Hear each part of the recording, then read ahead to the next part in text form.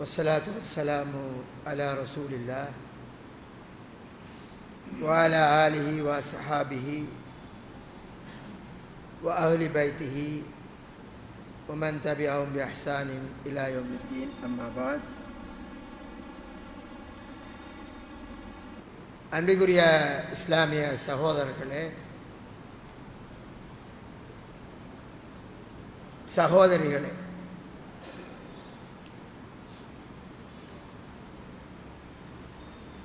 சென்ற வாரம்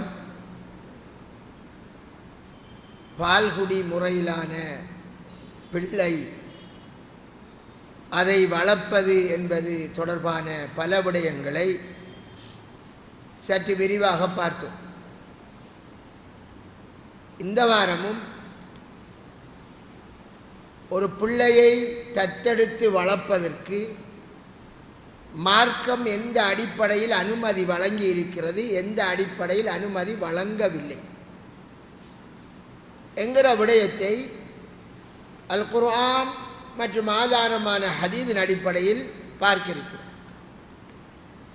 ஏனென்றால் இந்த விடயங்கள் சமுதாயத்தில் மக்களுக்கு தெளிவாக போதிக்கப்படாததால் எங்களது சமுதாயத்தைச் சேர்ந்த பல முஸ்லிம் சகோதர சகோதரிகள் மிக பெரும் பாவத்தை செய்கிறார்கள். சிறிய பாவம் அல்ல, மிக பெரும் பாவம். அல்லாஹ் ஹராமாக்கியதை எல்லாம் ஹலாலாக்கி கொள்கிறார். சகோதரர்களே, ஜாஹிலியா காலம் என்றொன்று இருந்து அந்த காலத்தில் அவர்கள் ஏற்படுத்தி கொண்டதெல்லாம் அவர்களுக்கு ஹலால், அவர்கள் தடுத்ததுதான் அவர்களுக்கு ஹராம். அவரிடம் சில நல்ல விடயம் இருந்தது, அதை நல்லதாக அல்லாஹ் கண்டதால் அல்லாஹ் அதனை அங்கீகரித்தார். இன்னும் பல விடயங்கள் அல்லாஹ் விரும்பாத, அல்லாஹ்வுடைய இந்த மார்க்கத்துக்கு முரணாக இருந்ததால் அல்லாஹ் அவைகளை தடை செய்தார். இன்னும் சில விடயங்களை அல்லாஹு தஆலா சில சீர்திருத்தங்களை செய்து அதற்கு அனுமதி கொடுத்தார். பிள்ளையை தத்தெடுத்தல் என்கிற அந்த விடயத்தை பொறுத்தவரை இப்போ சர்வதேச ரீதியாக அது நடைமுறையில் இருக்கிறது.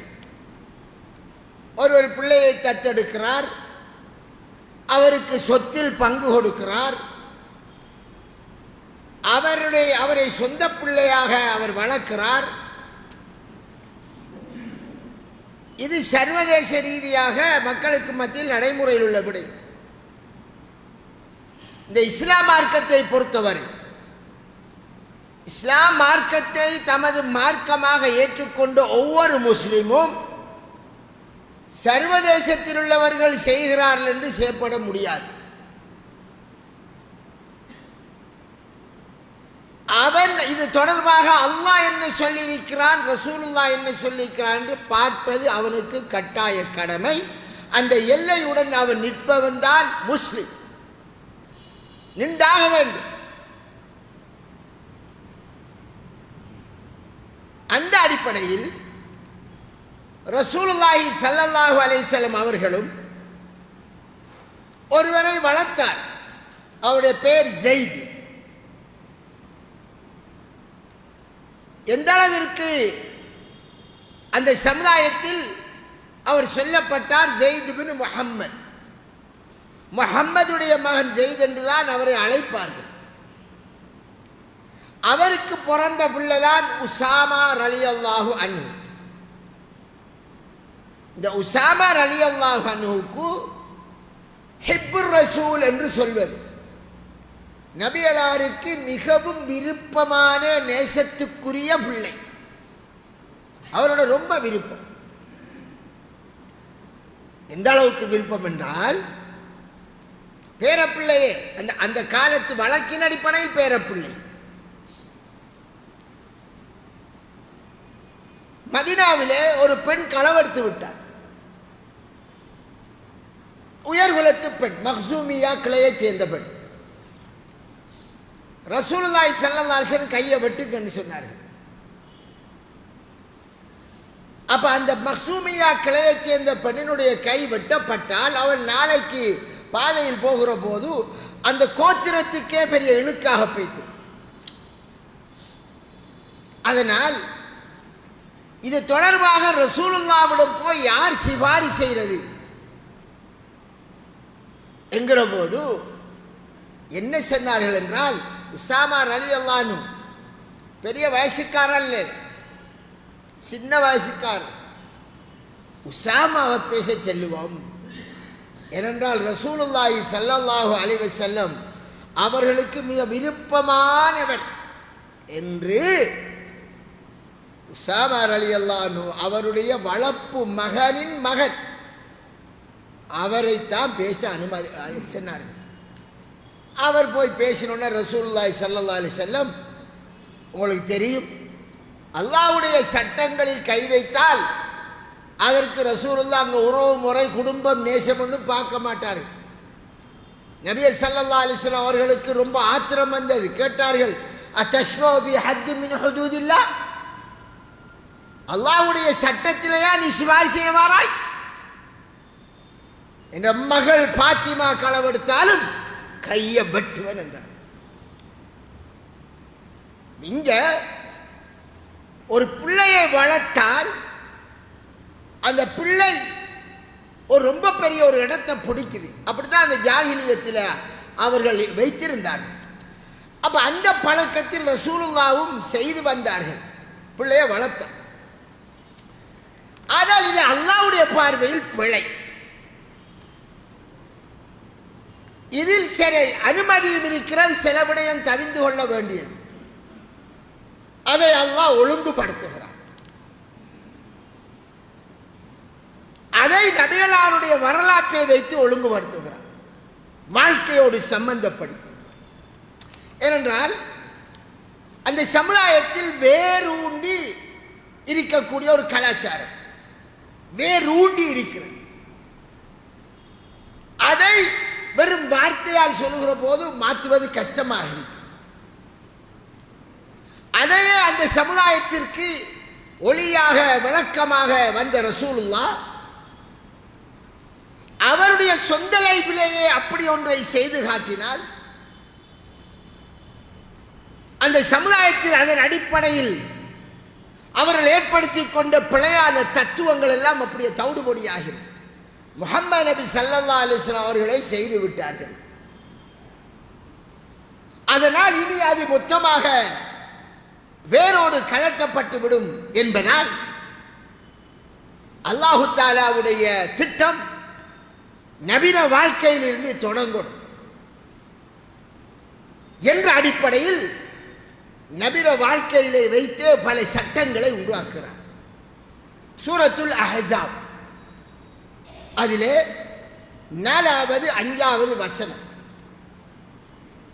இந்த 2 வசனங்கள் மிக பெரும் சட்டங்களை வகுத்து சொல்கிறது. இது அல் குர்ஆனில் தெளிவாக வந்த விடயம்.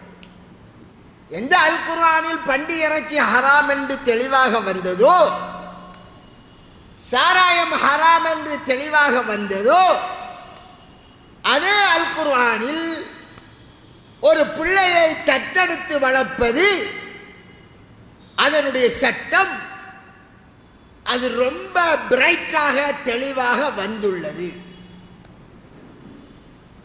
வளர்க்கலாம், இன்ன கண்டிஷனில் தான் வளர்க்கலாம். அல்லாஹ் அனுமதிக்கிறான், கண்டிஷன் போடுகிறான். அந்த கண்டிஷன் இல்லை என்றால் அனுமதி மறுக்கப்பட்டு அது என்னென்று பார்த்து நமது சமுதாயத்தில் எப்படி பிள்ளை வளர்க்கிறார்கள்? ஒரு சாரார் பிள்ளை இல்லை என்றால் எங்கேயோ ஒரு பிள்ளை எடுப்பார்கள். பிள்ளை கஷ்டத்தில் ஒருத்திக்கு வருஷா வருஷம் பிள்ளை பிறக்குது என்றால் அப்படியான சிலர் பிள்ளைகளை யாராவது வளர்த்தால் கொடுக்க நினைப்பார்கள். பிறந்ததுமே அந்த பிள்ளையை அவள் ஒரு ஒப்படைக்க, பிள்ளை தேவைப்பட்டவர்கள் பிள்ளையை வாங்கி வருகிறார்கள். அவளுக்கு ஒரு பெரிய காசை கொடுக்கிறார்கள். அந்த பிள்ளைக்கு பெயர் வைக்கிறார்கள். பேரிலே பிள்ளையின் தகப்பன் யாராக வரப்போகிறார், எவர் பிள்ளையை வளர்க்கப் போகிறாரோ அவர் தகப்பன் பெயர் வைத்து அந்த பிள்ளை அழைக்கப்பட போகிறது. பிள்ளைக்கு பெயர் பாத்திமா என்றால் வாப்பாவுக்கு பெயர் முஹம்மத் என்றால், இல்லாட்டி ஜெயித் என்றால், இல்லாட்டி அப்துல் ரஹ்மான் என்றால் அங்க பதிவில் வெறும் அப்துல் ரஹ்மான் பாத்திமா என்று வந்து. இந்த நிகழ்வு அங்கிருந்தே இஸ்லாம் தடுத்த ஒரு விடயம் அரங்கேறுகிறது. மிக தெளிவாக தடுத்த விடயம். எந்த அளவுக்கு தெளிவானது? சூரியனை நீங்கள் பார்க்கிறீர்கள் அல்லவா, மேகம் இல்லாத நாளையில் அது மாதிரி தெளிவானது. அவ்வளவு தெளிவாக சொல்லப்பட்டது. அப்படி பெயர் வைக்க கூடாது.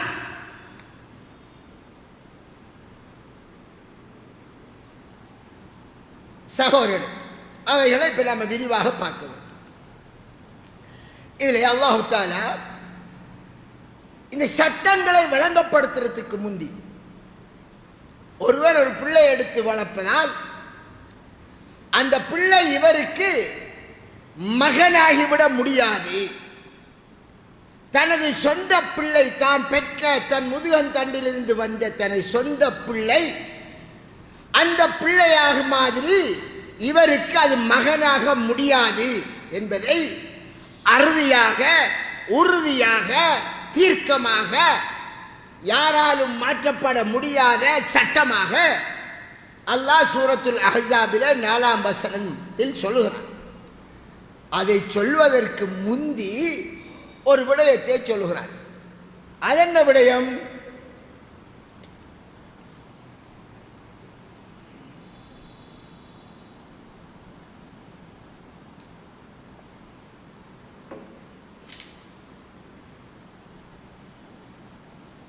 மா ஜஅலல்லாஹு லிரஜுலின் மின் கல்பைனி ஃபீ ஜௌஃபி. அல்லாஹ் எந்த ஒரு மனிதனுக்கும் அவனுடைய வயிற்றினுள்ளே, அவனுடைய நெஞ்சினுள்ளே அல்லது அவனுடைய உட்புறத்திலே 2 உள்ளங்களை ஏற்படுத்தவில்லை. யாருக்காவது 2 உள்ளம் இருக்கா? 2 நெஞ்சு, ஹார்ட் கிடையாது, ஒன்றுதான். இதை அல்லாஹ் சொல்லிவிட்டு தான் அதை சொல்லுகிறார். ஆனால் இதுக்கும் அதுக்கும் என்ன சம்பந்தம் என்றால், எப்படி ஒருவருக்கு 2 உள்ளம் இருப்பது என்பது சாத்தியப்படாதோ, இம்பாசிபிளோ, அது மாதிரி ஒரு இம்பாசிபிளான விஷயம். எந்த விடயம்? தான் பெறாத பிள்ளையை தனது பிள்ளையின் தனது பெயரை வைத்து அவர் அழைப்பது சாத்தியப்படாதது, அது கூடாது. உணர்வுகளுக்கு, நம்முடைய சிந்தனைக்கு புலப்படக்கூடியதான் ஒருவருக்கு 2 உள்ளம் இருப்பது என்பது. அது சாத்தியமில்லை என்கிறீர்கள் அல்லவா? அதே மாதிரிதான் இதுவும் சாத்தியம் இல்லை. அதோடு அல்லாஹ் நிறுத்தவில்லை, என்னோடையும் சொல்கிறான். ஜாஹிலியா காலத்தில் இன்னொரு பழக்கம் இருந்தது. என்ன பழக்கம்? ஒருவர் பொஞ்சாதியோடு பிரச்சனை, அவரோடு அந்த மனைவியோடு பெட்ரூமிலே இருப்பதற்கு விருப்பமில்லை. ஆனால் சொல்வார், லிஹார் செஞ்சிடுவார். லிஹார் என்றால் என்ன? தன் மனைவியை பார்த்து, உனது முதுகு என் தாயின் முதுகுக்கு சமனாகி விட்டது என்றார். இந்த வார்த்தையை அவர் கூறுகிற போது அவருடைய உள்ளத்தில் இருக்கக்கூடிய எண்ணம் என்னவென்றால், இனிமேல் உன்னோடு குடும்பம் நடத்த முடியாது. தாயோடு குடும்பம் நடத்தலாமா? இல்லை. அது மாதிரி தான் நீ என் தாயின் ஸ்தானத்திற்கு வந்து விட்டாய். தாயின் ஸ்தானத்திற்கு வந்து விட்டால் மனைவி என்கிற அந்த பந்தத்துவம் இல்லாமலாகிவிடும். இந்த வார்த்தையை சொல்லி அவர்கள் அதை செய்து வந்தார்கள். அப்படி சொல்வார்கள். சும்மா அன்பில் நாம மனைவிய உம்மா என்கிறோமே, அதல்ல. இந்த வசனத்தை சில மௌலவிமார்கள் தப்பாக புரிந்து, நான் மிம்பரில் ஒரு மௌலவி ஹுத்பாவதற்கையும் கேட்டிருக்கேன். உன் மனைவியை பார்த்து தாய் என்றால் அவ உம்மா உம்மா என்று கூப்பிட்டால் அது லிஹாராகிவிடும், அவர் கஃபாரா கொடுக்கணும் என்றெல்லாம் தப்பு சொல்லுவார்கள். அது பல. அது இறக்கத்தில் கூப்பிடுறது.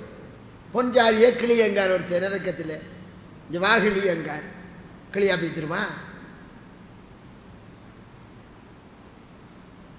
அவர்களுடைய கலாச்சாரம் என்னவென்றால், அவருடைய கொள்கை இந்த மாதிரி எண்ணத்தோடு சொல்லி மனைவியை ஒதுக்குவது. அப்ப அல்லாஹ் தொடர்ந்து என்ன சொல்கிறான்? وَمَا جَعَلَ أَزْوَاجَكُمُ اللَّائِي تُظَاهِرُونَ مِنْهُنَّ أُمَّهَاتِكُمْ. எந்த மனைவியரை நீங்கள் தாய்க்கு ஒப்பாக்கி, தாய் முதுகுக்கு ஒப்பாக்கி அவரை தாயாக்கினீர்களோ அதுவும் ஒருபோதும் அவ தாய் ஸ்தானத்துக்கு வர மாட்டா. நீங்க வாயால சொல்லுவேன், அது உங்களுடைய நம்பிக்கை, உங்களுடைய கொள்கை. அல்லாஹ் சொல்ல, நீங்கள் வாயால் இப்படி சொல்லுவதால் யாருக்கோ பிறந்து நீ கல்யாணம் முடிச்சிருக்கிற உனது மனைவி அவ உன் தாய் ஸ்தானத்துக்கு வர மாட்டா. அவ மனைவி மனைவிதான். அவளோடு தாராளமா நீ வாழலாம். அப்ப நீ எதற்கு பரிகாரம் செய்வது? அந்த பிழையான ஜாகிலியா கொள்கையை பின்பற்றி அதை செய்ததால் அதுக்கு பரிகாரம் செய்யும். எப்படி உன் மனைவி உன் வாய் வார்த்தையினால் உனக்கு தாய் என்று ஆக முடியாதோ, அது மாதிரி தான் எவருக்கோ பிறந்த பிள்ளையை உனது பேரோடு நீ இணைத்து சொல்வதால் உனக்கு பிள்ளையாக முடியாது. இது இரண்டாவது தான். வந்து ரெண்டு உள்ளங்கள் இருப்பது அது இம்பாசிபிள். அது மாதிரி இதுவும் சாத்தியம். இரண்டாவது, நாம் வாயினால் போடுகின்ற சட்டங்கள் உள்ளத்தில் ஒன்றை நினைத்து யதார்த்தத்தை மாற்றுவதற்காக வாயினால் சொல்கிறோம் என்றால் அதை அல்லாஹ் என்ன சொல்கிறான் என்றால், எவ்வளவு அழகாக சொல்கிறான். ذَلِكُمْ قَوْلُكُمْ بِأَفْوَاهِكُمْ. இவ்வாறு நீங்கள் கூறுவதிருக்கிறல்லவா, அது உங்களின் வெறும் வாய் வார்த்தையே. வாயால் ஒரு தவற ஒரு வார்த்தை வருதா இல்லையா? வந்துட்டா அப்படி மாறிடும். அந்த வார்த்தைக்கு எந்த பெருமதியும் கிடையாது. நீங்கள் வாயினால் சொல்வதால் யதார்த்தம் மாறாது. மனைவி தாயாக மாட்டாள். அது மாதிரி நீ எடுத்து வளர்த்த பிள்ளை உனக்கு மகனாக மாட்டாது. அதை சேர்த்துத்தான் சொல்றார். وَمَا جَعَلَ أَدْعِيَاءَكُمْ أَبْنَاءَكُمْ. நீங்கள் எடுத்து வளர்த்து மகன் என்று கூப்பிடுகிறீர்களே, அந்த பிள்ளை உங்களுக்கு ஒரு நாளும் பிள்ளையாக மாறாது. உங்களுடைய இபின் மகனாக மாறாது. அல்லாஹ் அப்படி ஆக்கவில்லை. அப்ப இங்க மனிதன் ஏற்படுத்திய சட்டம், படைத்த ரப்பு ஏற்படுத்திய சட்டம், இந்த ரெண்டு சட்டம் இருக்கு. மனித சட்டங்கள் அது ஜாகிலியா காலத்திலிருந்து நடைமுறையில் வந்த சட்டங்கள். அவ்வளவு ஃபாலோ பண்ணி வந்தார்கள், இன்றும் ஃபாலோ பண்ணி வாரார்கள். அது போய்க்கே இருக்கு. அது பிற மத கோட்பாடாகவும் இருக்கலாம், மதம் அல்லாத மனிதர்கள் அப்பப்போது ஏற்படுத்திய சட்டமாகவும் இருக்கலாம். நமக்கு இந்த மனித சட்டங்கள் சட்டமாக ஆகாது. அல்லாஹ் ஏற்படுத்திய சட்டம் இருக்கின்ற வேளையில் படைத்த ரப்பு ஒரு சட்டத்தை வகுத்து விட்டால் அந்த சட்டத்தை தனது சட்டமாக ஏற்றுக்கொள்வது மூமின் என்று முஸ்லிம் என்று இருப்பவனுக்கு கட்டாய கடமை. எனவே இங்கே அவர்கள் பிள்ளைக்கு தகப்பனாக நான் தான் இருக்கிறேன் என்று அது நினைக்க வேண்டும், அது என்னை வாப்பா என்று அழைக்க வேண்டும் என்பதற்காக அவர் பிள்ளையின் தகப்பன் என்ற அந்த அடையாளத்திற்கு அவர் போட்டு விடுகிறார் பதிவிலே. கூடுமா என்றால் கூடாது. அதை எப்படி சொல்லலாம் என்பதை பின்னுக்கு சொல்லுகிறான், வருகிறேன். இவர்த்து அல்லாஹ் ஒன்றை சொல்லுகிறான், பாருங்கள், நீங்க உங்களுடைய வாயால சொல்ற கூற்று ஒரு புறம், அது வாய் வார்த்தையா விடுங்கள் சொல்லிவிட்டு வல்லாஹு யகூலுல் ஹக், இவ்வளவு அழகா சொன்னான். அல்லாஹ் யதார்த்தத்தை கூறுகிறான், உண்மையை கூறுகிறான். அவன் நேர் வழியை உங்களுக்கு காட்டுகிறான். ரெண்டு விஷயம் சொல்கிறான். அவன் காட்டுகின்ற வழிதான் நேரான வழி, அவன் கூறுவதுதான் உண்மை. எனவே ஜாகிலியத்தில் உள்ள இந்த நடைமுறை முஸ்லிமிடம் இருக்கக்கூடாது. யாருடைய பிள்ளையையும் தன்னுடைய பிள்ளை என்று அழைக்கக்கூடாது. அதை தொடர்ந்து சொல்கிறான், எவ்வளவு அழகாக சொல்கிறான் பாருங்கள். 5வது வசனம், உதுஊஹும் லிஆபாஇ, அந்த பிள்ளைகளினுடைய பெற்றோர் தகப்பன் இருக்கிறாரே, தகப்பன் பேரை வைத்தே அவர்களை நீங்கள் அழையுங்கள். கட்டளை. அபுன் என்றால் யாரு? அபுன் தந்தை, எல்லாருக்கும் தெரியும். ஆபா என்ற தந்தையர்கள். உதுஊஹும், நீங்க வளர்க்கிற பிள்ளைகளை கூப்பிடுகிற போது ஜெயித் பின் முஹம்மது என்று கூப்பிடக்கூடாது, முஹம்மதுடைய பிள்ளை என்று கூப்பிடக்கூடாது. முஹம்மது ஜெயித் பின் முஹம்மது என்றால் கருத்து முஹம்மதுக்கு பிறந்த பிள்ளை என்று வந்துவிடும். நீங்கள் ஒரு பிள்ளையை எடுத்து வளர்த்தால் அந்த பிள்ளை எவருக்கு பிறந்தாலும், முஸ்லிமுக்கோ முஸ்லிம் அல்லாதவருக்கோ யாருக்கு பிறந்தாலும் சரிதான், நீங்கள் தாய்ப்பால் கொடுத்து மகனாக்கினாலும் சரி, தாய்ப்பால் கொடுக்காமல் வளர்த்தாலும் சரி, தந்தையின் பெயரை மாற்றக்கூடாது.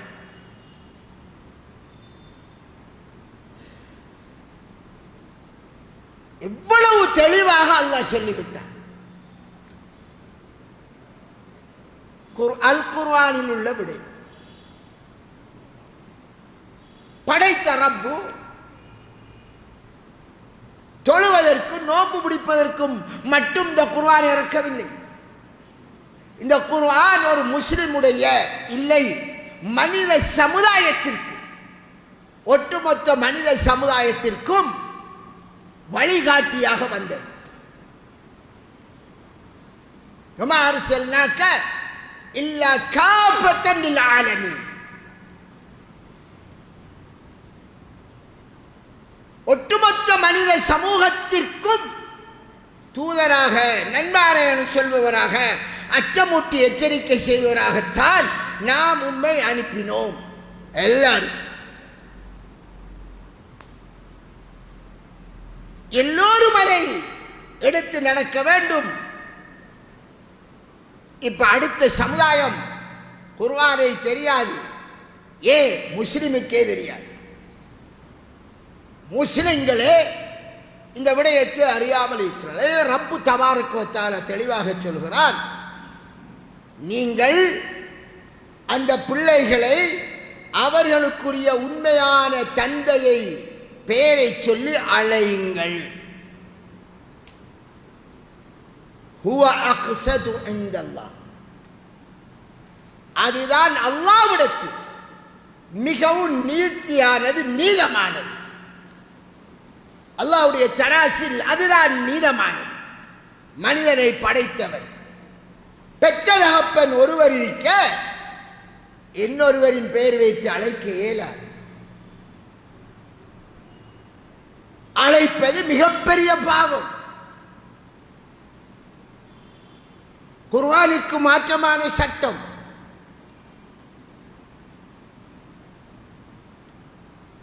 அது மட்டுமல்ல, ரசூலுல்லாஹ்வுடைய ஹதீஸ் புகாரியிலே வருகிறது,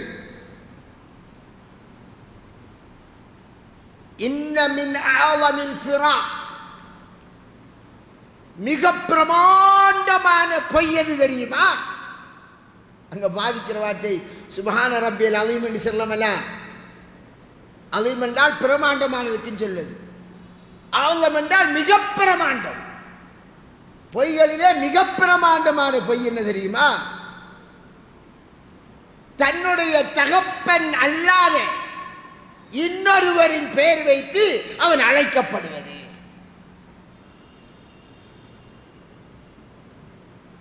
அதோடு இன்னும் 2 விடயத்தை ரசூலுல்லாஹ் சொன்னார்கள். நான் சொல்லாத விடயத்தை சொன்னதாக சொல்வது. ரசூலுல்லாஹ் மீது பொய் சொல்லவனுக்குரிய இடம் என்ன? நரகலோகம். காணாத கனவை கண்டதாக சொல்வது அது பொய். 3 விடயம் வருகிறது. அதுல முதலாவது அது அன்பிற்குரிய சகோதரர், அப்ப அல்லாஹ்வுடைய தராஸ் நீதிமன்றங்கள் இருக்கிறது. ஒருவர் பிள்ளை எடுத்து வளர்த்தால் அந்த வளர்ப்பு பிள்ளை சொத்து கேட்கும், அல்லது அந்த வளர்ப்பு பிள்ளை விடயத்தில் சொத்து பிரச்சனை வருகிறது. பிற சமுதாயங்களிடத்தில் கோர்ட்டுக்கு போனால் வளர்ப்பு பிள்ளைக்கென்று அந்தந்த சமுதாயம் ஒரு சட்டத்தை வகுத்து வைத்திருக்கிறார்கள். அதற்கேற்ப தீர்ப்பு வழங்கப்படும். அது அந்த சமுதாயத்துக்குரிய தீர்ப்பு. ஒரு முஸ்லிம் அவன் எப்படித்தான் பிள்ளையை வளர்த்தாலும் சொத்தில் அவருக்கு உரிமை கிடையாது. சொந்த பிள்ளைக்குத்தான் சொத்து. விரும்பினால் தர்மம் செய்யலாம். அது தர்மம் என்கிறது 3 சரி. தொடர்ந்து அல்லாஹ் என்ன கூறுகிறான் பார்ப்போம். இப்ப பிள்ளை வளர்க்க சோட்டேன். ஏற்கனவே நான் போன இதில் சொல்லிட்டேன், ஒரு குழந்தைய நமது பிள்ளையாக வளர்ப்பதென்றால் தாய்ப்பால் கொடுக்கணும் என்கிற விடயங்கள், எப்ப தாய்ப்பால் கொடுக்காமல் வளர்க்கலாம் என்கிற விடயங்கள் பேசப்பட்டாச்சு. இது என்னதான் தாய்ப்பால் கொடுத்தாலும் கொடுக்காட்டியும் அந்த பிள்ளைக்கு பெயர் சூட்டுவதிலிருந்து அந்த பிள்ளையை அழைப்பது எங்களோடு சம்பந்தப்பட்ட விடயம். ஆக முக்கியமான நிபந்தனை. ஒரு பிள்ளை எடுத்துட்டு வராங்க. ஒருத்தர் இப்ப பிள்ளை வாங்குறதுக்குண்டே பிள்ளை எடுத்து கொடுக்கறதுக்குண்டே ஆக்களிக்கு ஒரு கிட்னி தேவையா? கிட்னி எடுத்து கொடுக்கறதுக்கெல்லாம் புரோக்கர்மா இருக்கிறார்கள், ரகசியமாக கொண்டு கொடுக்கார்கள் என்று நாம பரவலாக கேள்விப்படுறோம். அது மாதிரி சொன்னால் எங்கேயாவது ஒரு பிள்ளை எடுத்துக்கு வந்துடுவார். அவர் கடைசியா பிள்ளைகள் கள்ளவோ தோங்கிடும். ஒரு திக்கிறட்ட பிள்ளை பிறக்கும், கண்ணை முடிச்சு பார்த்தா ஒரு பிள்ளான்னு மர அது எங்கெங்கெல்லாம் அந்த களவு நடக்க தோங்கிடும். ஹாஸ்பிட்டல், பெரிய பெரிய தனியார் ஹாஸ்பிட்டல் எல்லாம் கிட்னியில், அங்கே கிட்னியில் களவு நடக்குது என்றெல்லாம் கணக்க நாம் நியூஸ்கள் அறிகிறோமே, அது மாதிரி எங்கெல்லாம் விபரீதம் நடக்க துவங்கிடும். சரி, நான் அதுக்குள் உள்படலை. எப்படியோ ஒரு பிள்ளை வந்துட்டு பிள்ளை எடுத்துட்டேன். இப்ப பேர் வைக்கத்தானே வேணும். நீங்க செல்லையல் பேர் வைக்கணும், வாப்பாட பேர் தான் வைக்கணும், சொந்த வாப்பாட பேர். இப்ப சொந்த வாப்பாட பேர் தெரியா, என்ன செய்யற? அல்லாஹு தஆலா அதையும் தெளிவாக சொல்லிவிட்டார். ஃபைல்லம் தஅலமு ஆபாஹும், அவர்களுக்குரிய அந்த வாப்பா யார் என்று உங்களுக்கு தெரியாதா? எவருடைய கருவிலே உருவானான் என்பது தெரியாதா? பரவாயில்லை, தீர்வு கியாமத் நாள் வரையும் உள்ள தீர்வு. அந்த வேளையில் ஃபஇஹ்வானுக்கும் ஃபித்தீன், உங்களுடைய மார்க்க ரீதியான சகோதரர், இஸ்லாத்தை ஏற்றுக்கொண்டார் என்றாலும் அவர் ஒரு சகோதரர். இப்ப நவீன முறையில் எத்தனையோ பேருடைய விந்தணுக்களை எடுத்து பேங்கில் வச்சு அதை ஒரு பெண்ணுடைய கருமுட்டையில வச்சு பிள்ளைகளை உண்டாக்குறார்கள். அது கூடாது என்கிற அது வேற விடயம். பிள்ளை எடுத்து பிறந்துட்டான், இப்ப அவனுக்கு என்ன பாப்பா தெரியா. அப்படி ஒரு பிள்ளையை பெற்று இந்த நவீன தொழில்நுட்பத்தில் கொடுத்துட்டாங்க, ஒருவருக்கு வளர்க்க போறாங்க. அவர் அந்த பிள்ளைக்கு நான் தான் பாப்பான்னு பேர் சுட்டலாமா? கிடையாது.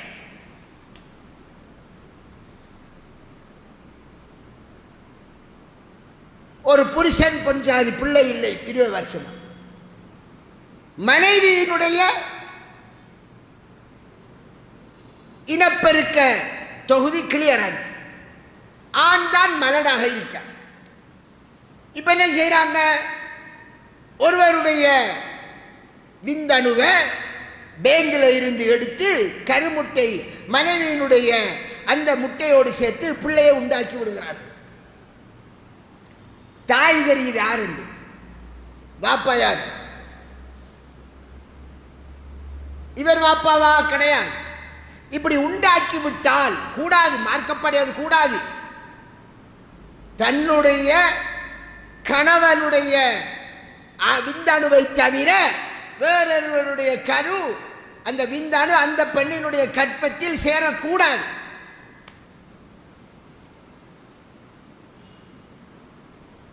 இந்த நவீன காலத்தில் செய்கிறார்கள். செய்துவிட்டு அந்த பிள்ளை எடுத்து வளர்ப்பவர்கள் உம்மா தெரிகிறது என்றால் அவதான் பெத்தா சுமந்தா, வாப்பா அவர் எப்படி தந்த பெயரை வைக்கிறது? நான் தான் பாப்பான் வைக்கலுமா? ஏலாது. சில வேளை அந்த விந்தணுக்குரியவருடைய பெயர் பேங்கில் அந்த டீட்டெயில் இருக்கு, இன்னாருடைய என்று சொல்வார்கள். சில வேளை தெரியாது.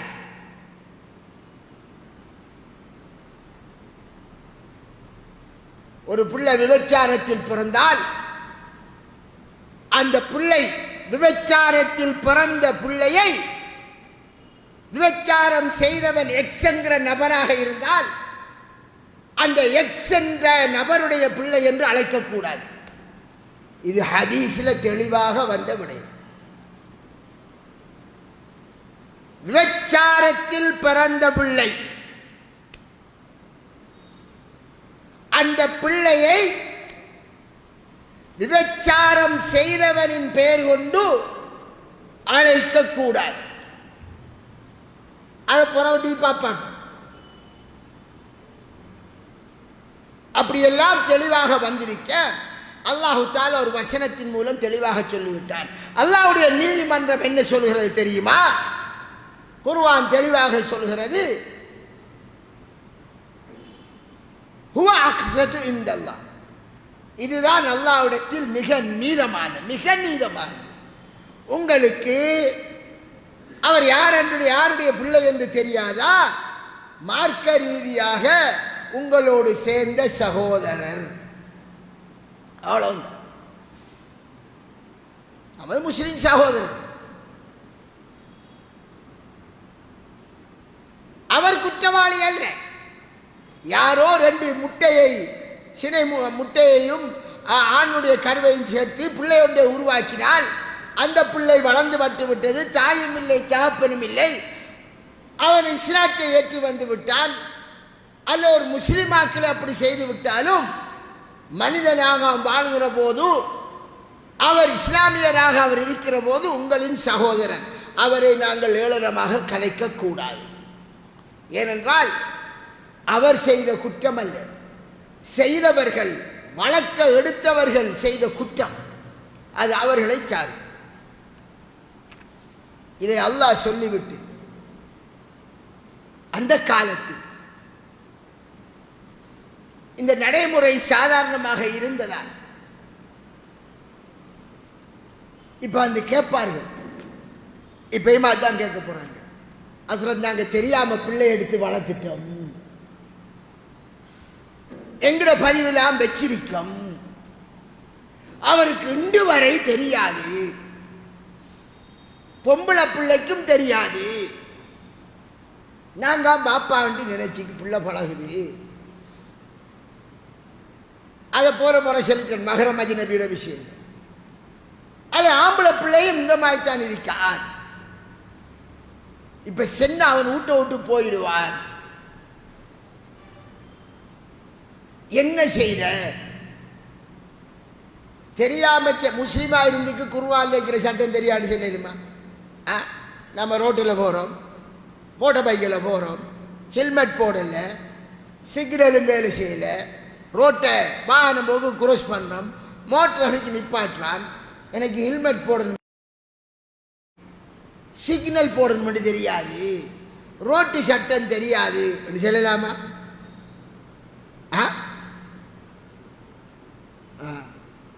சிக்னலுக்கு ஒரு ஃபைன், ஹெல்மெட் போடாததுக்கு அடுத்த ஃபைன், வாகனம் போக்க குரோஸ் பண்ணதுக்கு அதுக்கு வரைய ஃபைன், எல்லாத்தையும் காசை கட்டு. குற்றம் குற்றமே. இது மனிதன் ஏற்படுத்திய சட்டத்துக்கே இவ்வளவு என்றால்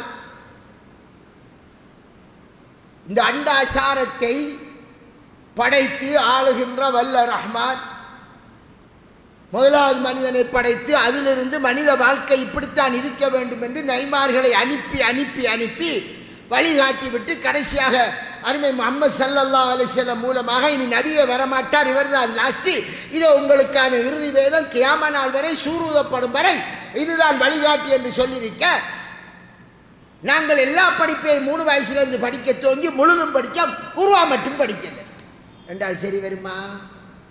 சரி வர எல்லாம் தெரியும், அனைத்தும் தெரியும். அல்லாஹ் சொல்லான், அல்லாஹ் இரக்கமானவன் இல்லையா? ஜாஹிலியா காலத்தில் சட்டம் இறங்குவதற்கு முந்தி அந்த சமுதாயம் ஒரு நடைமுறையில் இருந்தார்கள். இப்பதான் அல்லாஹ் அந்த சட்டத்தை இறக்கினான். இறக்கிவிட்டு சொன்னான், வலைஸ அலைக்கும் ஜுனாஹுன் ஃபீமா அக்தஅதும் பிஹி, நீங்கள் தவறிழைத்து விட்டேலே அதில் தவறாக நடந்துட்டு என்று வச்சுக்கோ, ஒரு விடயம் அதில் உங்கள் மீது குற்றமில்லை. அல்லாஹ் இரக்கமானவர். வேணுமென்று புலை செய்யறதுக்கு தெரிஞ்சுக்கி இன்னொரு தவறா நடக்கிறது. நம்மளுக்கு அல்லாஹ் குர்ஆன்ல ஒரு துஆவை கற்றுத்தாரான், ரப்பனா லா துஆஹிதுனா இன் நஸீனா அவ் ஓதுங்க அக்தனா, எங்களுடைய ரப்பே நாங்கள் மறதியாக செய்துவிட்டால், மறந்து விட்டால், அல்லது நாங்கள் தவறாக நடந்து விட்டது வேணுமென்றில்லை, அந்த விடயத்தில் எங்களை குற்றம் பிடிக்காது என்று அல்லாஹ் கேட்க சொல்றான். இந்த குர்ஆனுக்கு விளக்கமாக வர ஹதீஸிலே முஸ்லிம் கிரந்தத்தில் வருதுன்னு நினைக்கிறேன். இப்படி அடியான் கேட்கிற போது அல்லாஹ் சொல்றான், கது ஃபால்ட், ஆம் இவன் கேட்ட அடிப்படையில் நான் செய்து விட்டேன், அதாவது மன்னித்து விட்டேன். அதனால பை மிஸ்டேக்கா ஒன்றை செஞ்சுட்ட மறியாமையிலே, அதை மறந்து போய் நடந்துட்டுது. இப்ப எனக்கு நினைப்பு வந்தது, என்ன செய்யணும்? செஞ்சுட்டு ரஹ்மானே என்னை மன்னித்து விட்டால் அந்த ரஹ்மான் மன்னிப்பான். எனவே இந்த சட்டம் இறங்குறதற்கு முந்தி இந்த மாதிரி நடந்துட்டு முஹம்மது ஸல்லல்லாஹு வாழ்க்கையிலே அப்படி ஒன்று இருந்துட்டு, அப்ப அல்லாஹ் சொல்லுகிறான் அதில் குற்றம் இல்லை. வலாக்கின் மா தஅம்மதத் குலூபுக்கும், குற்றமெல்லாம் உங்களுடைய உள்ளங்கள் வேணுமென்று எதை செய்ததோ அதிலேதான். கான அல்லாஹு கஃபூரர் ரஹீம், நிச்சயம் அல்லாஹ் மிக பெரும் மன்னிப்பாளனாகவும், மன்னிப்பு மட்டுமில்லை, செய்த குற்றத்தை மன்னிக்கிறது மட்டுமில்லை, அந்த அடியா மன்னிப்பு கேட்பான் அல்லவா, அதனால் அவனுக்கு மேலதிகமாக அவன் மீது கருணை செலுத்துகிறவனாகவும் அல்லாஹ் இருக்கிறான். அதனால் குற்றம் நீங்கள் வேண்டுமென்று தெரிந்து கொண்டு இதை செய்தீர்களா குற்றம்.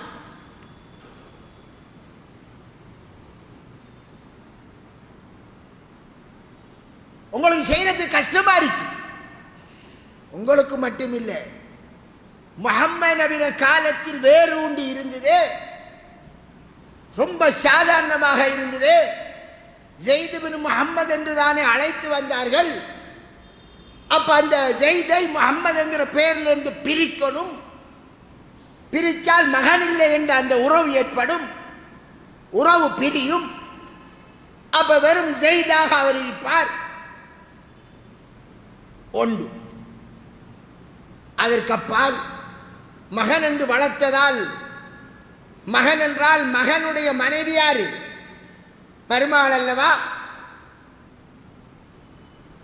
மருமகளை கல்யாணம் முடிக்கலாமா? மகன் என்று அவரை ஆளாக்கியதால் அங்கே அஜ்னபியானவர் மகரமாக வாய்ப்பிருக்கல்லவா?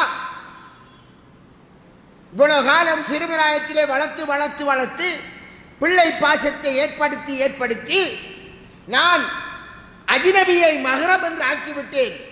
அது ரொம்ப சங்கடம் இருக்கும் அல்லவா? இருக்கென்று நீங்கள் சொல்றீங்களா? உங்களின் தலைவர் முஹம்மது ஸல்லல்லாஹு அலைஹி வஸல்லம் அவர்கள் அல்லாஹ்வுடைய சட்டத்தை நடைமுறைப்படுத்தி மிக பெரும் புரட்சியையே செய்து காட்டினார்கள்.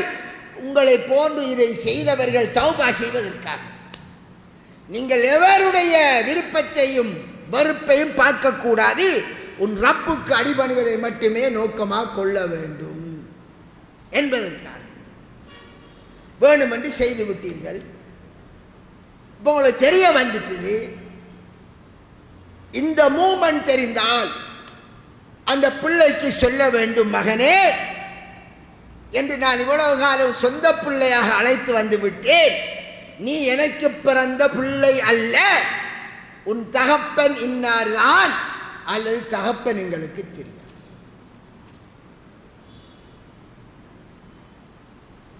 அதனால் இந்த வீட்டிலே உன்னோடு ஒரு பிள்ளை, எங்களுக்கு பிறந்த பிள்ளை, உனக்கு பின்னர் ஒரு பிள்ளை பிறந்தது எங்களுக்கு. அந்த பிள்ளை பொம்பளையாக இருக்கிறது. நீங்க ரெண்டு பேரும் காக்கா தங்கச்சி என்று பழகிறீர்கள். நீங்கள் சட்டப்படி திருமணம் செய்யக்கூடிய அஜ்னபிகள். நீ அவருக்கு முன் அஜ்னபி மஹரம் பேணிக்கொள். வீட்டை விட்டு போக வேண்டிய அவசியம் இல்லை.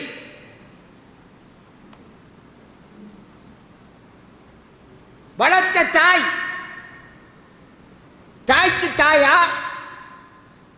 அல்லாஹ்வுடைய இந்த சட்டப்படி அந்த தாய்க்கு முன்னர் மகன் மாதிரி அவர் இதற்கு முன்பு நடந்த அனைத்தும் தவறாக நடந்து விட்டது, ரஹ்மானே என்னை மன்னித்து விடு என்று அந்த தாய் தந்தையரும் தௌபா செய்ய வேண்டும்.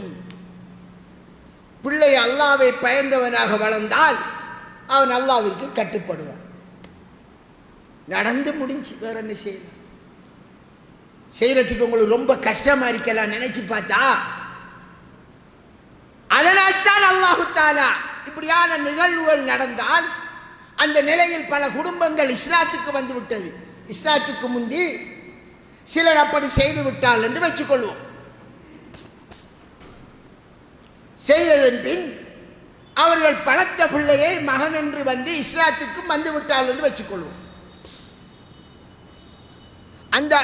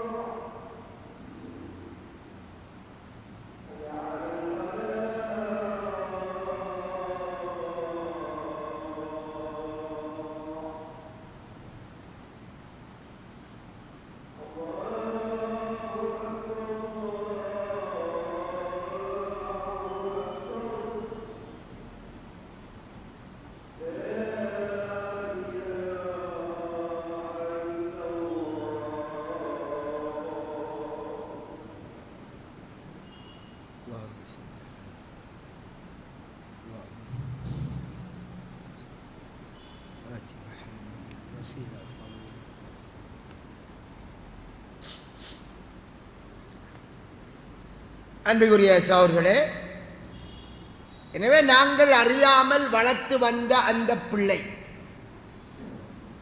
அதை அல்லாஹ்வுடைய சட்டத்தை சொல்லி அல்லாஹ்வுடைய சட்ட வரம்புக்குள் குடும்பத்தினுடைய தொடர்பாடல் மகநபி அஜ்நபியை சட்டங்களை பேணி நடப்பதற்கு நமக்கு கஷ்டம் என்பதால் தான் மனது உடுவதில்லை, ரொம்ப சங்கடமாக இருக்கு என்று சொல்லுவோம் அல்லவா. ரசூலுல்லாஹ்வுடைய லைஃப்லே அப்படி ஏற்படுத்தி காட்டினார். அதான் அதனுடைய யதார்த்தம். ரசூலுல்லாஹ் வளர்த்த பிள்ளை ஜெயிது கல்யாணம் முடிச்சது யாரு? ஜெயினப்.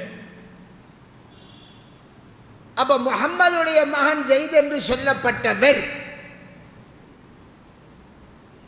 இப்ப ஜெயினபுக்கும் ஜெயிதுக்கும் இடையில ஒத்துப்போகல. ஜெயிது அவரை தலாக் சொல்லி விட்டார். மகன் என்று அழைக்கப்பட்டவரின் மனைவி,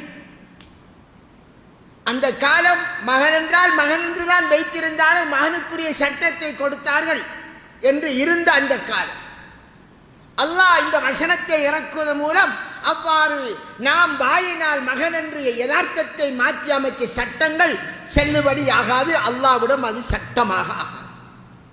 எனவே அந்த பெண் மருமகள் என்று நாம் சொல்கிற அந்த சொந்த மகனுடைய மகள் வஹலாயிலு அப்னாயிக்கும் அல்லதீன மின் அஸ்லாபிக்கும் சூரத்துல் நிசாவில் சொன்னார். உங்களுடைய முதுகன் தண்டின் மூலமாக பிறந்த பிள்ளை, ஆம்பள பிள்ளை, அந்த பிள்ளையின் மனைவியர்கள் உங்களுக்கு திருமணம் செய்வதற்கு ஹராம். உங்களின் முதுகன் தண்டில் இருந்து வந்த பிள்ளைகள் இருக்கிறதே, அந்த பிள்ளைகள் ஆம்பள பிள்ளைகள் அவர்களுடைய மனைவியர்கள் உங்களுக்கு ஹராம். அதனை நாங்கள் மருமகள் என்று கூப்பிடுகிறோம். நாம் அந்த பிள்ளைக்கு வாப்பா மாதிரி ஆகிடுவோம். வாப்பா அல்ல, ஒரு வாப்பா மாதிரி. ஆனால் நீ வளர்த்தது மகனாக்கி கொண்டாய். அந்த பிள்ளை, அந்த மகன் ஒருவரை திருமணம் செய்தால் அது உனக்கு மகனும் அல்ல, அந்த பிள்ளை மருமகளும் இல்லை. அந்த பிள்ளை உனக்கு அஜ்னபி. ஒரு கஷ்டமா இருக்கா? அதனால் தான் அல்லாஹ் தஆலா அல் குர்ஆனிலே இதை தெளிவாக சொல்கிறார். என்ன செய்தான்? சூரத்துல் அஹ்ஸாபிலே அல்லாஹ் தஆலா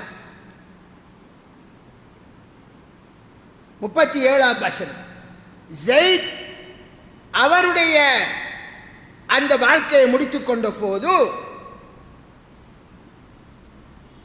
அல்லாஹ்வாக நபிக்கு வஹியரைக்கு நபி ஸல்லல்லாஹு அலைஹி வஸல்லம் ஜெயினபை திருமணம் செய்தார். மகனின் மனைவி என்று சொல்வார்கள், அது எடுபடாது, அது உங்களுடைய வாய் வார்த்தை, யதார்த்தம் மாறாது என்று நபிகள் லைஃபிலே இந்த வாழ்க்கையை ஏற்படுத்தினார், ஒரு சீர்திருத்தத்தை ஏற்படுத்தினார். ரசூலுல்லாஹி ஸல்லல்லாஹு அலைஹி வஸல்லம் அவர்கள் ஜெயினபிடம் இந்த குர்ஆன் வசனத்தை வந்து ஓதினார்கள். அல்லாஹ் எனக்கு திருமணம் செய்து தந்து விட்டான், உன்னை ஸவ்வஜ்னாகஹா, உமக்கு நாம் அவளை திருமணம் செய்வித்து விட்டோம். வலிகாரனாரு அல்லாஹ். அதை வைத்து ஜெயினப் ரலியல்லாஹு அன்ஹா மற்ற மனைவியர்களிடம், ரசூலுல்லாஹ்வுடைய ஏனைய மனைவிமார்களிடம் பெருமை பாராட்டிக் கொள்வார். உங்களுக்கு எல்லாம் கூட பாப்பமார் ஒலி சொன்ன, எனக்கு 7 வாரத்துக்கு மேல் இல்ல அல்லாஹ் ஒலி சொன்னான். அந்த ஜெயினபுடைய கல்யாணத்தில் மட்டும்தான் ரசூலுல்லாஹ் ஆடு அறுத்து ஒலிமா கொடுத்தார். அப்ப அது எவ்வளவு பெரிய கிடுகிடுப்பா இருந்திருக்கு. அந்த சமுதாயத்தில் அது எவ்வளவு பெரிய ஒரு ஒரு ஒரு மாற்றத்தை ஏற்படுத்தியிருக்கு. அவ்வளவு காலம் நடைமுறையில் இருந்த அந்த பிழையான கலாச்சாரம், ஜாஹிலியா கலாச்சாரம் அனைத்தையும் அது தவிடுபடியாக்கி கியாம நாள் வரையும் அப்படி இருக்கக்கூடாது என்பதற்காக குர்ஆன் வசனமே இருக்கிறது. எவ்வளவு பிரைட்டான விடயம். அதுதான் நான் ஆரம்பத்தில் சொன்னேன். எந்த ஒரு மேகம் இல்லாத நாளையிலே வானத்திலே பகலிலே சூரியன் எவ்வளவு தெளிவாக தெரியும். அது மாதிரி அல்லாஹ் குர்ஆனிலே தெளிவாக சொன்னபடி لكي لا يكون على المؤمنين حرج في أزواج أدعيائهم.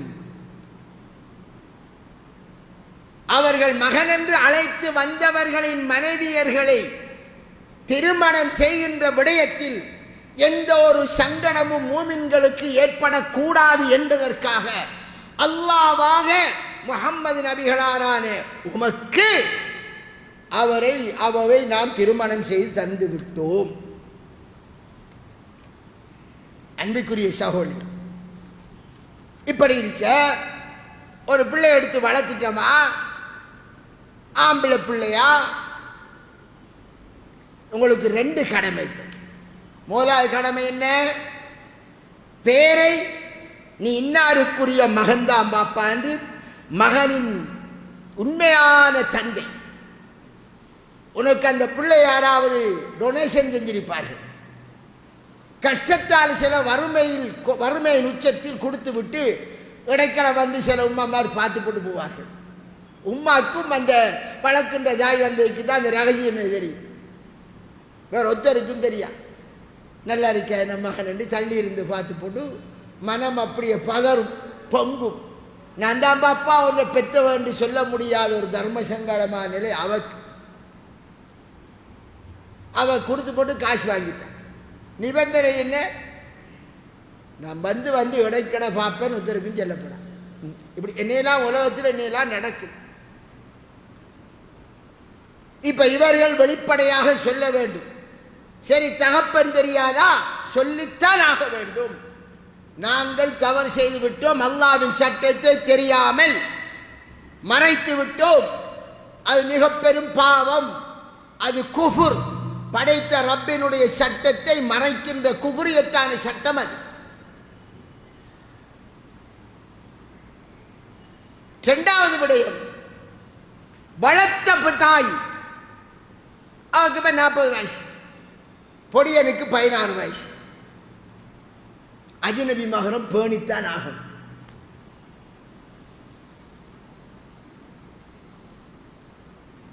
அவ அஜ்னபி அஜ்னபி முன்னால் நிற்கின்றான். ஒரு தாயை ஒரு பிள்ளை இறக்கத்தில் கொஞ்சுவான், மடியில படுத்துட்டு சொல்வான், உமா எனக்கு பெண் பார்த்து விடும்பான். அவன் 16 வயசு இருப்பான், 20 வயசு இருப்பான். சிலர் தன் தாயை கையிலே தூக்கி குழந்தை பிள்ளையை தூக்கி ஹஜ்ஜி செய்கிறார்கள். குழந்தையை தூக்குறா போல தூக்கி. தாய் மகன் உறவு என்பது அந்த நேசம், அந்த பாசம் வீட்டுக்கு வீடு வித்தியாசமா இருக்கு. அதெல்லாம் இங்க செல்லுபடியாகுது. நீங்க எப்படித்தான் வளர்த்திருந்தாலும், என்ன சொத்து கொடுத்தாலும், எவ்வளவு அன்பை கொட்டினாலும் அஜ்னபி என்று சொல்லித்தான் ஆக வேண்டும். அதுக்குத்தான் அல்லாஹு தஆலா மகனின் மனைவியை முஹம்மது நபிகளாருக்கு முடித்து கல்யாணம் செய்து குடும்ப வாழ்க்கை நடத்திய அல்லாஹ் காட்டிவிட்டார். நபிகளார் லைஃபை முன்மாதிரியாக்கினார். கியாம நாள் வரையும் யாரும் அதை பிழையாக கருதக்கூடாது. நபிகளார் ஸல்லல்லாஹு அலைஹி வஸல்லம் செய்ததை பிழை என்று ஒரு முஸ்லிம் சொல்வானா? யாரும் சொல்ல மாட்டார். நீங்கள் அந்த நபியை ஏற்றுக்கொண்டால், அந்த நபிகளாருக்கு இறக்கப்பட்ட இந்த குர்ஆனை ஏற்றுக்கொண்டால், அவர் கொண்டு வந்த மார்க்கம்தான் நேரானது என்று ஏற்றுக்கொண்டால், நீங்கள் அதை செய்துதான் ஆக வேண்டும். வீட்டில் உள்ள சகோதரி, அவனுக்கு 4 வயசு மூப்பாரிப்பான், 2 வயசு மூப்பாரிப்பான், பிறகுதான் உங்களுக்கு ஒரு பிள்ளை, பொம்பளை பிள்ளை உங்களுக்கு என்று கிடைச்சது என்றால் அவன் அவளை திருமணம் செய்யலாம். கட்டாயம் அவர்கள் செப்பரேட் ஆகணும், அஜ்னபி மஹரம். இந்த நிபந்தனைகளோடு தான் இருக்க முடியும். அன்பிற்குரிய சகோதரர்களே, அல்லாஹு தஆலா குர்ஆனிலே இந்த விடயத்தை தெரிந்து கொண்டு நீங்கள் செய்யாதீர்கள். நீங்கள் செய்தால் மிக பெரும் பாவம். ஏனென்றால், எப்படி உன்னுடைய மனைவியை நீ தாய்க்கொப்பாகி விட்டாய் என்று சொல்வதால், உன் வார்த்தையால் அவ தாயாக மாட்டாவோ, எப்படி ஒருவருக்கு 2 உள்ளம் இருப்பது சாத்தியப்படாதோ, அதே மாதிரி நீ யாருக்கோ பிறந்த பிள்ளையை எடுத்து உனது நீதான் தகப்பன் என்று பெயர் சூட்டியதால் அது உனக்கு பிள்ளையாக மாறாது. இதுதான் யதார்த்தம், அதுதான் அல்லாஹ்வின் சட்டம், அதுதான் நேரான வழி என்று அல்லாஹு தாலா அல் குர்ஆனிலே மிகவும் தெளிவாக உறுதியாக மிக அதாவது யாரும் கருத்து மாற்றம் கொள்ள முடியாத விதத்தில் சொல்லிவிட்டார். இதில் ஷாஃபி மذஹபில் போனாலும் அதான் சட்டம், ஹனஃபி மذஹபில் போனாலும் அதான் சட்டம், ஹம்பலி மذஹபில் போனாலும் அதான் சட்டம். இப்போ ஹஜ்ஜிக்கு போகிறார்கள், இப்போ ஹஜ்ஜிக்கு போகிறாங்க, என்ன செய்ய போகிறாங்க? பொம்பளையை தொட்டால் ஒதுமுறையும் ஷாஃபி மذஹபில். நம்மளோட ஊரில் இருந்து போகிறாக்கள், இலங்கையில் போகிறாக்கள் எல்லாரும் மாதிரி ஷாஃபி என்று தான் போகிறாங்க. மௌலையை சொல்லிக் கொடுப்பேன், நடைமுறையில் இருக்கிறது சரியால்ல, அவி என்ன காட்டுற கூத்து சரியால்ல. மௌலை என்ன சொல்லிக் கொடுப்பார்? நீங்கள் இப்போ ஹஜ்ஜிக்கு போகிறீர்கள், ஷாஃபி மذஹப் படி பொம்பளையை தொட்டால் ஒதுமுறிஞ்சிடும், நீங்கள் தவாப் செய்யும்போது அந்நிய பொம்பளையில் கைப்படலாம், அதனால் நீங்கள் ஹனஃபி மذஹபுக்கு மாறுங்கள் ஹஜ்ஜில் மட்டும் என்று சொல்லிக் கொடுக்குற மாதிரி இதில் எல்லாம் பெல்டி அடிக்க இயலாது. ஏனென்றால் குர்ஆனில் அல்லாஹு தஆலா தெளிவாக சொல்லிவிட்டான், பிறருக்கு பிறந்த பிள்ளைக்கு உங்களுடைய பெயரை சூட்டி மகன் என்று அழைக்கக்கூடாது என்கிற விடயம். மாறாக உரிய தகப்பனின் பெயரை சொல்லித்தான் நீங்கள் அழையுங்கள் என்றதை மிக வெளிச்சமாக அல்லாஹ் சொன்னதால் எந்த மذஹப் ஷாஃபி, ஹனஃபி, ஹம்பலி, மாலிகி, ஷியா, ஜெய்தி, லாஹிரி, சௌரி, இபாலி, உங்களுக்கு தெரியாத மذஹப்லையும் சேர்த்து சொல்லு விளைத்தானே, எங்கேயும் கருத்து வேறுபாடு இல்லை. காரணம் என்ன? குர்ஆனில் வந்த நேரடி வசனம். ஆனால் அன்பிற்குரிய சகோதர சகோதரிகளே, நடந்து முடிந்து விட்டது. நாங்கள் என்றோ ஒரு நாள் மரணிக்கப் போகிறோம், உறவெல்லாம் துண்டாகிவிடும். அல்லாஹ்விடத்தில் எங்களுக்கு கேள்வி கணக்கு கபரில் இருந்து தொடங்குகிறது. அல்லாஹ்விடம் பதில் சொல்ல வேண்டும். மறுமையை நம்பியவர்களுக்கு மட்டும்தான் அல்லாஹ்வுடைய சட்டங்கள் அது வேலை செய்யும். ஆனால் நாங்கள் அல்லாஹ்வை பயந்து, மறுமையை பயந்து, மறுமையில் விமோசனம் பெற வேண்டும் என்ற நோக்கத்தில் இந்த படைத்தரப்பின் சட்டத்தை நாங்கள் நடைமுறைப்படுத்துவோம். இந்த பயானை, இந்த ஒளிபரப்பில், இந்த நேரடி ஒளிபரப்பு மூலம் கேட்கக்கூடியவர்கள் மற்றவர்களுக்கும் ஷேர் பண்ணுங்கள். அதுக்கு காரணம், நான் இதை ரிக்வெஸ்ட் பண்ணுவது, அதிகமாக இது பேசப்படாத சப்ஜெக்டு. இந்த உம்மத்தில் ஒவ்வொரு குடும்பத்துக்கும் இந்த செய்தி போக வேண்டும். அவ்வாறு தெரியாமல் நாங்கள் இருப்பது, நாங்கள் அல்லாஹ்விடத்தில் குற்றவாளியாக காரணமாகிவிடும். ஆனால் இதை அதிகம் ஷேர் பண்ணுங்கள் என்று கேட்டு முடிக்கிறேன். வாஹிரு தாவானா அல்ஹம்துலில்லாஹி ரப்பில் ஆலமீன். இதனுடன் தொடர்பான போனதோடும் தொடர்பான சில விடயங்கள் இருக்கிறது. அதை அடுத்த கிளாஸ்களில் நான்